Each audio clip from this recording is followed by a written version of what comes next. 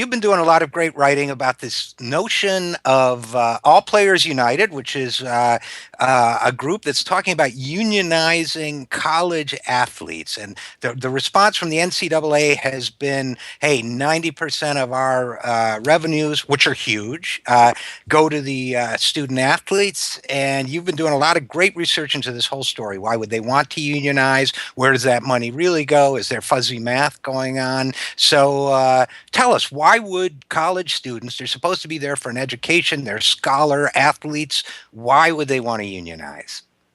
Well, there's a couple of reasons. First of all, if the overall economic structure of college sports is one in which the labor force, the athletes, essentially have no rights. If you look at it from an antitrust perspective, these schools are allowed to collude. They're allowed to tell athletes, we will pay you in the form of a scholarship and nothing more. We will not compete and bid for your services, unlike every other workplace in America. That's like the big picture thing. In terms of what they want, they want rights. They want to have a voice. They want to have a seat at the table. Right now, the schools dictate the terms, and they have to accept it.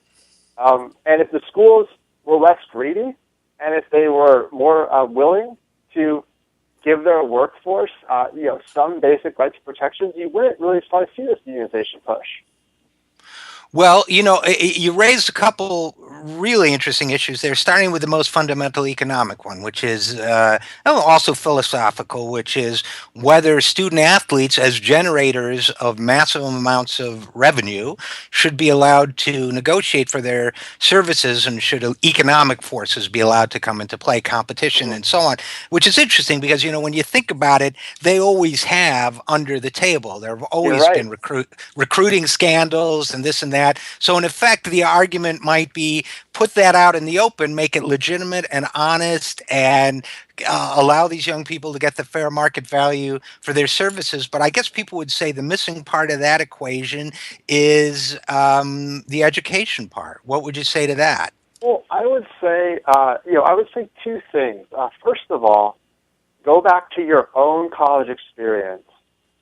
Many of your listeners, many people out there, if not most, had some kind of job when they were in college, a part-time job, maybe a full-time job, potentially a campus job. At no point does working and earning money take away from your ability to get education or to get a degree. Those two things are actually separate. You can work in the school cafeteria, and you can still get A's. There's nothing wrong with either one of those things. Only for athletes we created this weird and unique system where we say, you're an amateur, and God forbid you earn any money from playing your sport, even though there's an enormous market for your sport, even though people wanting to watch your sport generates millions and billions of dollars, and, you are the product. You are the product on the playing field. You're the thing that people want to watch. Nobody is tuning in to March Madness to watch these athletic directors. They're tuning in to watch the guys on the floor. And yet the athletic directors are the ones getting $1-million-a-year salaries, while the players are limited to the value of scholarships. So it really, education is completely separate. It's completely separate from working. The way that the NCAA has sort of conflated those two things, to me, is one of the great scandals of the last, century.